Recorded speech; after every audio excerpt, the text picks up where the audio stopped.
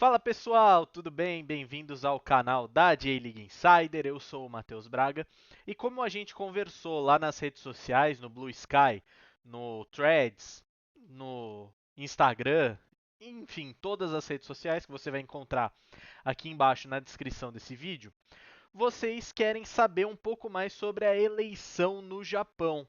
E eu tenho falado um pouco de política brasileira aqui no YouTube também. E eu falei que eu gostaria muito de trazer um conteúdo relacionado à eleição japonesa que acontece nesse mês de setembro, para escolher o próximo primeiro-ministro do Japão. Então, antes da gente começar, não se esquece de se inscrever no canal, ativa o sininho, deixa o seu like, deixa seu comentário e manda para o seu amigo que mora no Japão ou que talvez goste do Japão para conhecer um pouco mais da política japonesa.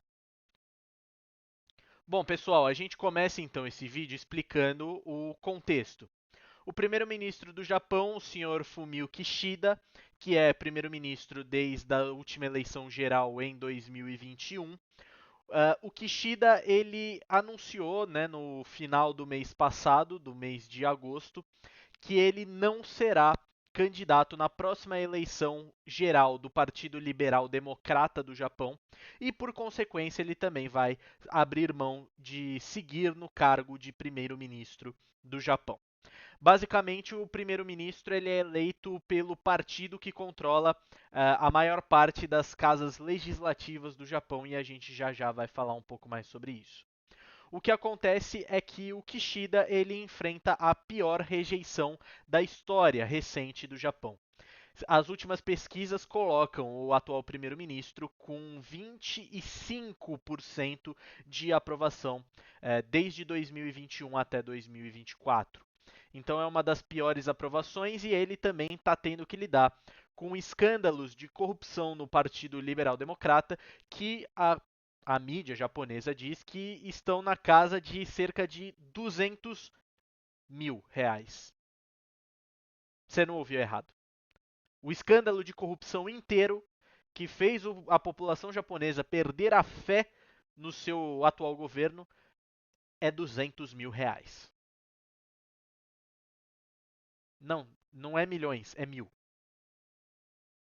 Além, é claro, de uma série de controvérsias ligando a facção dentro do PLD ligada ao ex-primeiro-ministro Shinzo Abe e a Igreja da Unificação, que é, para você que não sabe, eu não vou entrar muito nesse termo, é uma religião derivada do cristianismo fundada pelo Reverendo Moon, um sul-coreano, e que ela acredita na unificação dos povos, mesmo com todas as diferenças religiosas. O Shinzo Abe e alguns membros do PLD já foram ligados à Igreja da Unificação. E a gente sabe que o Japão é um país de maioria shintoísta e budista, então isso acabou não pegando legal com algumas pessoas e até parte desses escândalos de corrupção estariam ligados com essa polêmica da Igreja da Unificação. Então, o PLD e o governo japonês, né, a dieta, eles estão passando por perrengues. E o Shinzo Abe, depois que ele morreu, acabou gerando um racha dentro da facção ligada a ele do PLD. E a gente vai para essa eleição agora no final do mês de setembro, que vai definir o próximo primeiro-ministro do Japão. Mas como acontece a eleição para primeiro-ministro do Japão? Existem algumas fases. Vamos lembrar que o Japão é uma monarquia parlamentarista. Então, a eleição do primeiro-ministro não é uma eleição direta. O povo japonês não vai às urnas para votar no seu primeiro-ministro. Eles elegem os representantes e esses representantes é que votam no primeiro-ministro. Assim como na Inglaterra, mas com algumas diferenças. No caso do Japão, a diferença é que existe a eleição geral do Partido Liberal Democrata. E como isso acontece? O Partido Liberal Democrata, ele é, assim como os diversos partidos aqui do Brasil, ele é um partido político formado então pelos seus membros, pela sua militância e pelos seus membros eleitos do legislativo, além, é claro, dos ministros da dieta. Mas dentro do partido também existe uma organização. Existe o secretário-geral, existe o chefe do partido, o presidente do partido, né, entre aspas, o líder do partido, existem os chefes de gabinete, existem as lideranças locais. A cada ciclo de 3, 4 anos, ocorre a eleição geral do Partido Liberal Democrata, como aconteceria se fosse qualquer outro partido no poder, mas no caso é o Partido Liberal Democrata, que vai eleger o líder do partido para o próximo ciclo de 3, 4 anos. Para você se candidatar, é necessário que você seja membro e sirva ao PLD ou a algum representante do PLD por pelo menos 5 anos. São necessárias 20 nomeações de políticos ligados ao PLD para que você seja oficializado na eleição geral do Partido Liberal Democrata. Aí chega a data da votação e são 734 votantes, sendo que 50% desses votos são dos representantes eleitos, ou seja, dos senadores e dos deputados do PLD, e 50% de membros do partido. Para você vencer, você precisa de mais de 50%. Caso nenhum candidato atinja esse 50,1%, existe a realização do segundo turno com os dois melhores candidatos do primeiro turno. A votação do primeiro turno é no dia 27 de setembro, ou seja, sexta-feira que vem. E no segundo turno votam apenas os representantes eleitos, mais os 47 líderes do PLD em cada província. Então a gente vê que temos uma eleição indireta, uma eleição dentro do partido, e bem organizada. Em segundo turno, votam os representantes eleitos, votam membros, e essa primeira fase vai acabar nomeando o líder do PLD. O líder do PLD, ele obviamente é o candidato nomeado a ser o primeiro-ministro do Japão. Só que não acaba por aí, porque o candidato eleito ele vai ser apresentado ao parlamento e aí a oposição também vai votar. Então, é realizada uma sessão extraoficial nas duas casas legislativas, né, a Câmara dos Representantes e a Câmara dos Conselheiros, para que eh, a oposição também participe, né, os representantes eleitos pela população japonesa aprovem a indicação do partido que comanda a maioria, né, tem a maioria dos representantes eleitos, para que eles possam confirmar essa indicação. Então é realizada uma sessão extraoficial e conjunta das duas casas legislativas e o nome votado pelo PLD precisa ser ratificado pela maioria do parlamento japonês. Aí é que entra a vantagem do PLD.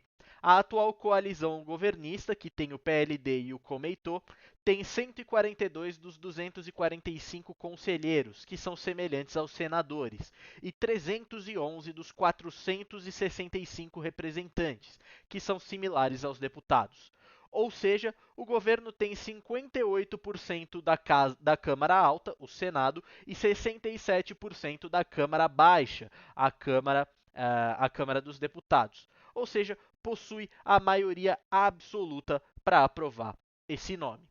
Então, a vantagem da coalizão governista formada pelo Partido Liberal Democrata e pelo Komeito, eles têm a vantagem de ser a maioria absoluta nas duas casas, ou seja, eles não precisam de mais partidos para poder aprovar esse nome do primeiro-ministro e certamente esse primeiro-ministro vai ser ratificado nessa sessão extraoficial das casas legislativas japonesas. É claro que o Komeito ele compartilha visões com o Partido Liberal Democrata, é uma visão mais de centro-direita. Claro que existem as facções dentro dos partidos, como a gente vai ver quando a gente falar de cada candidato e do que eles acabam propondo para caso sejam eleitos o primeiro-ministro do Japão. Mas a gente vê então que existe um grande grupo de oposição formado pelos outros partidos, mas o grupo do governo, mesmo com dois partidos, consegue a maioria absoluta para aprovar o próximo primeiro-ministro do Japão sem nenhum tipo de dificuldade. Para você que acha que acabou, não acabou. Porque mesmo eleito e ratificado, esse primeiro-ministro vai formar o seu gabinete, vai formar a sua dieta. Dieta, como você já sabe, é o nome do órgão governamental, do executivo do governo japonês. Então, esse novo primeiro-ministro vai formar o seu gabinete com todos os ministérios e todos os ministros. Então, ele vai se apresentar à população japonesa com todo o seu gabinete. E aí, podem ser poucos e podem ser muitos nomes, porque mesmo que existam vários ministérios, às vezes o mesmo ministro ele fica no comando de pastas similares. Então não é anormal, e aí citando um exemplo, não é anormal que o ministro da Economia acabe também sendo ministro da Segurança Social, da Segurança Econômica, algo nesse sentido. Então, como isso não é anormal, pode ser que mesmo a dieta nova tendo 37 ministérios, acabem sendo 20 ou 23 ministros, para que vários ministros acabem ficando com pastas de áreas correlatas ao ministério principal. Isso no Japão é completamente natural.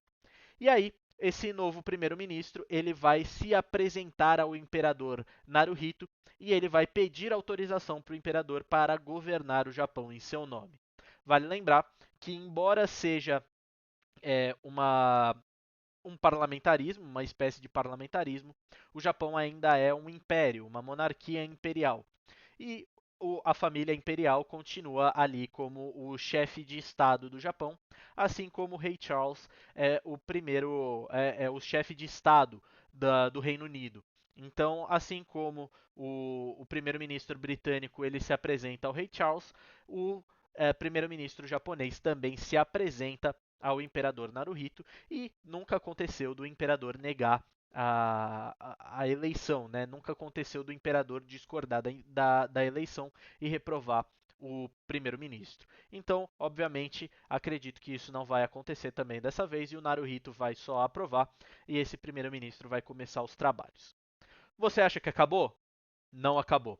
Porque em outubro o Japão vai ter a sua eleição geral. Sim, eleição geral, como nós aqui no Brasil vamos ter a nossa eleição municipal, né, para eleger os vereadores e eleger os prefeitos. O Japão vai ter a sua eleição geral, que vai eleger novos representantes e novos conselheiros. Então, em outubro, os japoneses vão às urnas nas eleições gerais para a Câmara dos Representantes e para a Câmara dos Conselheiros. São 446 vagas abertas no legislativo japonês. O PLD pode sim perder o controle das duas casas e, por consequência, perder o controle do governo. Caso o PLD perca o controle do governo, a nova maioria pode realizar a troca do primeiro-ministro. Mas o PLD ele não é oposição desde 2009, quando o Shinzo Abe voltou a ser primeiro-ministro do Japão. Vale ressaltar que o PLD ele não está dentre os momentos mais confiáveis, embora o Fumio Kishida tenha 25% de aprovação, o PLD tem mais aprovação, obviamente, como um partido, mas é possível sim que a gente veja o PLD perdendo um pouco de espaço, talvez não perdendo a maioria. Mas é interessante você saber que, mesmo com o primeiro-ministro eleito, ainda ocorrem as eleições gerais e pode acontecer do grupo do primeiro-ministro eleito ser superado pela oposição e trocado, mesmo tendo assumido no mês anterior. Então a gente termina o processo de substituição do Fumio Kishida, o processo eleitoral japonês que vai nomear o próximo primeiro-ministro. Ou seja, o primeiro-ministro, embora ele seja ratificado muito provavelmente no começo de outubro, ele ainda tem mais um teste e ele pode perder o poder mesmo um mês depois de ser eleito e apontado como o próximo primeiro-ministro. E aí a gente entra numa parte principal. Quem são os candidatos a líder do PLD e, por consequência, a primeiro-ministro do Japão? Nós temos 9 candidatos nessa eleição e a gente não vai focar em todos, vale ressaltar, mas a gente tem 9 candidatos e eu vou listar os 9 para vocês. Depois a gente vai focar em quem está melhor nas primeiras pesquisas que estão apontando os primeiros resultados dessa possível eleição. Nós temos então o Shigeru Ishiba, ex-ministro da Defesa, o Shinjiro Koizumi, ex-ministro do Meio Ambiente, a Sanae Takaichi, ministra da Segurança Econômica, o Takayuki Kobayashi, que é ex-ministro da Segurança Econômica, o Tara Kono, que é ministro dos Meios Digitais, o Yoshimasa Hayashi, que é chefe de gabinete do PLD, a Yoko Kamikawa, que é ministra das Relações Exteriores, o Toshimitsu Motegi, que é secretário-geral do Partido Liberal Democrata, e o Katsunobu Kato, que é ex-chefe de gabinete do Partido Liberal Democrata. A partir disso, a gente tem algumas propostas desses candidatos. E a gente vai focar em três: o Ishiba, o Koizumi e a Sanae.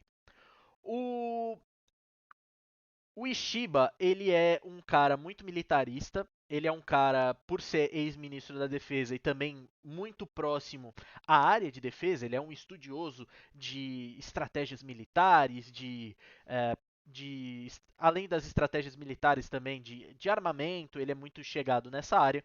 Então ele está colocando que ele vai reduzir a dependência do Japão na energia nuclear.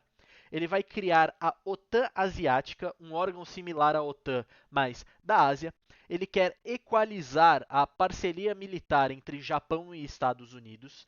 Ele quer fazer emendas na Constituição para que o Japão possa voltar a ser um país militarista. Isso não quer dizer, aqui vale esse ponto, isso não quer dizer que ele quer voltar ao Japão que foi no período Showa, né? Ele quer só colocar que o Japão precisa voltar a investir no seu setor militar. Isso vem daquilo que eu comento há algum tempo no perfil, de que membros do governo japonês estão preocupados com o que eles chamam de imperialismo chinês. Tá?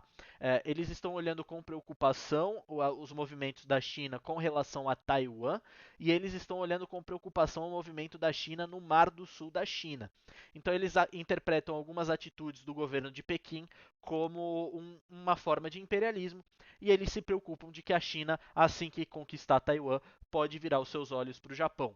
E o Japão, ele tem, desde 1945, ele tem dependido muito da defesa dos Estados Unidos e tem mantido uma força militar apenas para sua autodefesa. Existem debates nesse momento nas casas legislativas do Japão de que uma emenda à Constituição pode ser colocada que o Japão pode utilizar as suas forças de defesa para defender um aliado. Ou seja, hoje o Japão ele só pode utilizar a sua força militar caso seja diretamente atacado. Essa emenda à Constituição vai garantir que o Japão pode usar a sua força militar caso um aliado seja atacado. Aí, se a Coreia do Norte, por exemplo, invade a Coreia do Sul, o Japão pode usar a sua força de defesa. Se a China invade Taiwan, o Japão pode usar a sua força de defesa e assim com outros aliados do governo japonês. Ele quer fazer mais emendas para que o Japão volte a ser um país que tenha um investimento forte na área militar, porque ele acredita que não dá para ficar dependendo só dos Estados Unidos e ele também entende um momento mais fraco da diplomacia americana e que não dá para ficar dependendo dos Estados Unidos para sempre. Além disso, uma pauta mais ligada aos costumes que ele defende é a separação dos sobrenomes após o casamento. Hoje no Japão, e há muito tempo no Japão, a gente sabe que a mulher troca para o sobrenome da família do marido e basicamente é como se ela deixasse de ter o seu antigo sobrenome. Agora, o Ishiba ele quer e ele apoia, né, que as mulheres possam manter o seu sobrenome caso assim desejem. Ele também quer reformar o partido, né, ele quer fazer algumas reformas do partido após esse escândalo de corrupção e ele, obviamente, apoia que o partido deixe, segundo ele, né, segundo palavras que ele disse em algumas entrevistas, ele quer que o partido deixe de ser antiquado e se adapte à modernidade e aos desafios colocados em frente ao Japão. Ele também quer dar mais poder para a militância, né, para os membros do partido, e ele quer acabar com o problema da deflação. O Japão tem um problema econômico que é a deflação. Muito diferente da inflação, lá o preço cai porque não tem um aquecimento da economia. Claro, eu não sou a melhor pessoa para explicar, eu recomendo que você procure mais vídeos e alguns textos com relação a isso, mas o Japão por algum tempo teve uma taxa de juros negativa, o que acabava gerando também uma deflação dentro do seu mercado, e o Japão agora está com uma taxa de juros, perdão, uma taxa de juros positiva, mas precisa ainda botar a economia para girar para que essa taxa de deflação acabe se tornando menor e com o passar do tempo o Japão atinja um nível de inflação, né, de o aumento de preços, mas que seja desejável e controlado. Essa é uma proposta do Ishiba. Ele também ele quer aumentar o investimento, aumentar o subsídio do governo para áreas que estão crescendo, né? E ele também quer aumentar os salários, o que também entra naquilo da saída da deflação. Hoje o Japão ele tem muitos problemas econômicos, o que acaba gerando não só o problema da deflação, mas a crise de natalidade também. O custo de vida no Japão parece alto demais para que os salários continuem da maneira que estão. E muitos japoneses começam a optar também por não formarem famílias, não apenas por conta de questões econômicas, por outras questões que não vale a pena a gente entrar no mérito aqui, mas também por conta do custo de vida, isso está gerando também uma crise de natalidade lá no Japão. E é um desafio que o próximo primeiro-ministro vai precisar combater. O próximo é o Shinjiro Koizumi e ele é filho do ex-primeiro-ministro Junichiro Koizumi, que foi primeiro-ministro entre 2001 até 2006, ou seja, ele foi o antecessor do Shinzo Abe. O Koizumi ele é ex-ministro do meio ambiente, só que ele tem um grande problema uh, com questões diplomáticas. Acontece que ele visita todo ano, no dia que marca o fim da Segunda Guerra Mundial lá no Pacífico, ele visita um santuário japonês que é em homenagem a todos os mortos na Segunda Guerra Mundial. Só que o Japão também não fez a distinção entre os seus mortos inocentes e os seus mortos que foram condenados por crimes de guerra. Então, membros do governo chinês e dos governos sul e norte-coreano acabam enxergando isso como um desrespeito a alguns crimes que o Japão cometeu durante a Segunda Guerra.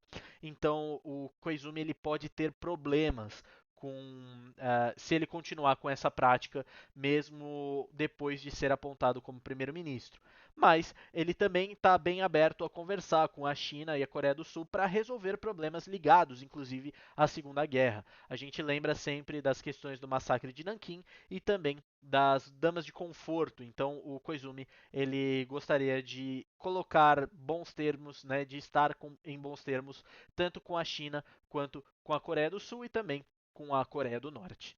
Mas ele também quer renovar o que ele chama de um partido antiquado. Ele quer que o partido venha para a modernidade. Ele quer acabar com a dependência do Japão na energia nuclear. Ele também apoia que haja a separação dos sobrenomes. Ele quer relaxar um pouco as leis trabalhistas no Japão, né? Ele quer que o Japão seja um pouco menos excessivo, se a gente pode dizer assim, nas suas leis trabalhistas. Ele quer colocar mais presença militar na Constituição e ele também quer se encontrar com os líderes da China, da Coreia do Norte e dos Estados Unidos em busca de resolver os problemas com os coreanos e chineses e fortalecer a parceria com os americanos, além de imediatamente convocar a eleição geral. O Koizumi ele é um cara mais jovem, ele tem 43 anos e seria, caso eleito, o primeiro-ministro mais jovem da história do Japão. Então é algo que a gente pode ficar de olho e ele é um dos favoritos, sim, a se tornar o próximo primeiro-ministro do Japão, também porque o seu pai, o Junichiro Koizumi, foi um primeiro-ministro bastante popular no começo do século XXI. O Shinjiro Koizumi, ele tem larga experiência, né? A gente vale ressaltar, ele foi ministro do Meio Ambiente e ele é representante, ele é um dos deputados hoje do Japão. Só que muita gente também está observando e atentando ao fato dele ser muito jovem e também aquele fato que eu citei de visitar o santuário todo ano. Isso pode trazer uma crise diplomática junto com a China e junto com a Coreia do Sul. Mas, como eu sempre digo, eu não sou a melhor pessoa para você ouvir nesse caso. Você pode procurar outras fontes relacionadas sobre o tema. Eu vou estar deixando aqui embaixo o vídeo que me ajudou também nessa pesquisa, que é o vídeo da TLDR. News Global. É um vídeo em inglês, então talvez você possa colocar ali a legenda, ou se você entende bem inglês, você vai conseguir entender bem o que o vídeo está se tratando. Por fim, nós temos a Sanai Takaichi, que é a candidata mais à direita, né, desse pleito, e a candidata também mais à direita dentre os favoritos. Assim como a Europa, o Japão, uma parte do povo japonês começa a ter uma crise migratória. Nesse caso, não de pessoas provenientes da África, mas de pessoas provenientes do Sudeste Asiático. Então, muitos vietnamitas, muitos filipinos e também, sim, alguns africanos estão entrando no Japão de maneira ilegal e irregular.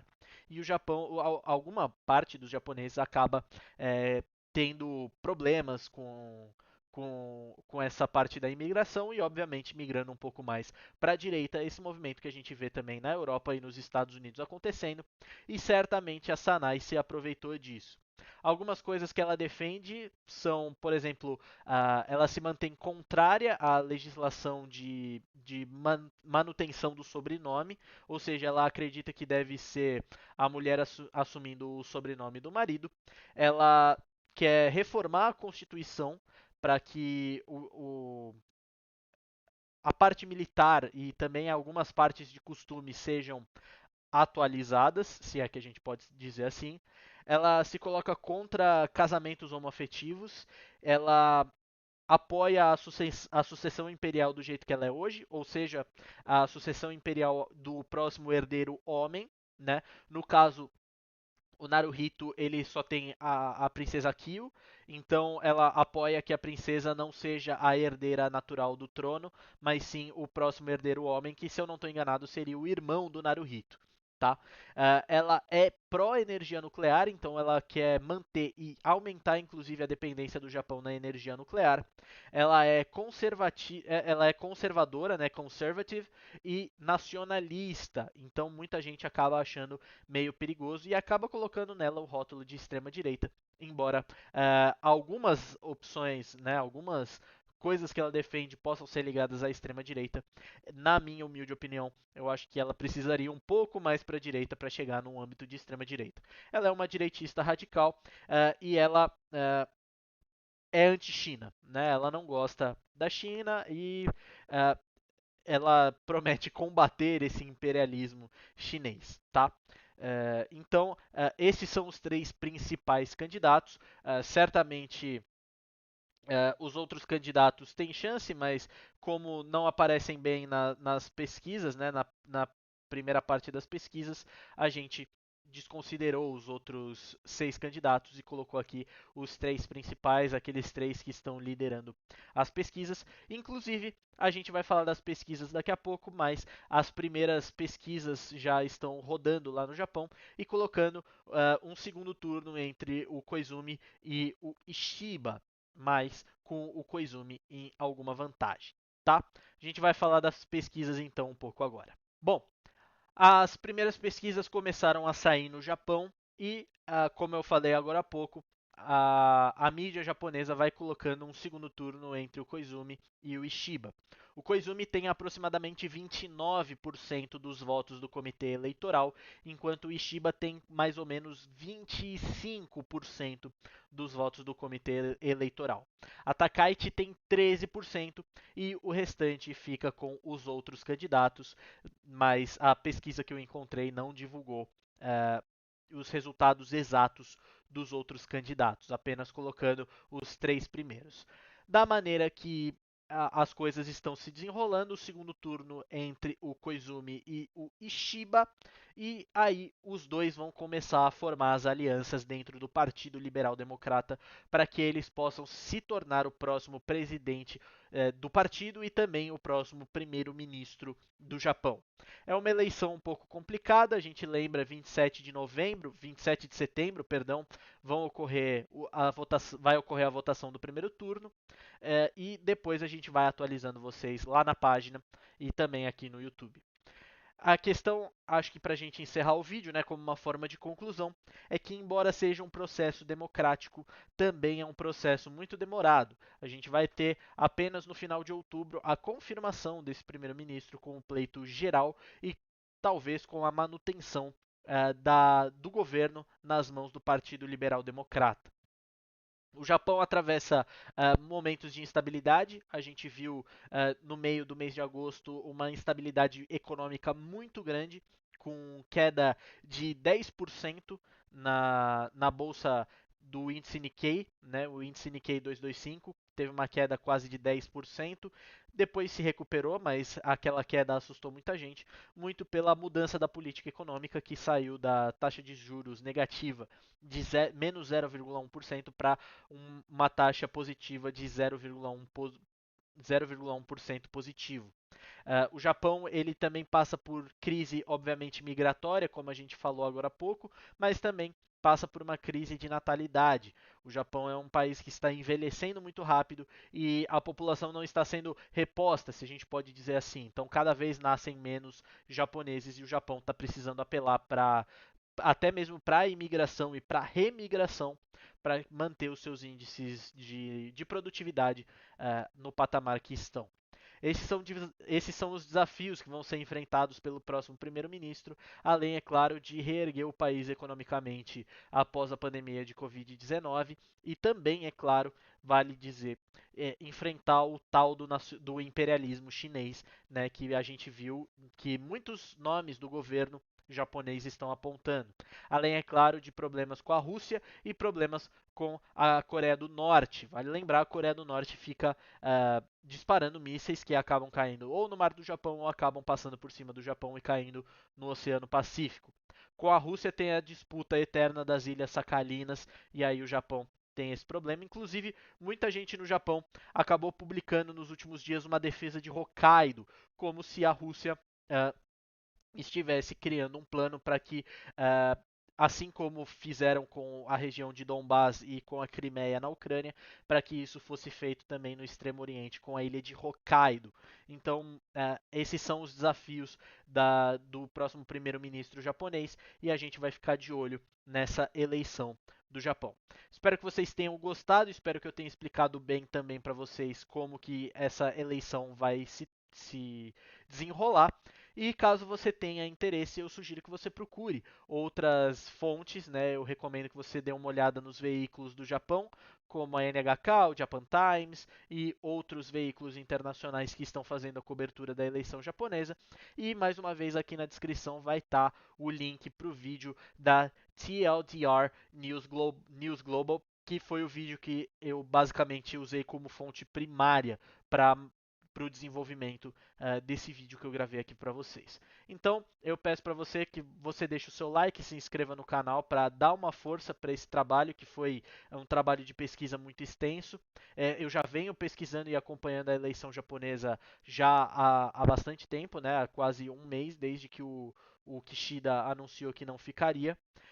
Então, para você fortalecer o meu trabalho, eu agradeço se você puder deixar o seu like, se inscrever no canal e mandar também para os seus amigos que gostam da cultura japonesa ou gostam de política internacional para que eles conheçam um pouco da eleição para primeiro-ministro no Japão.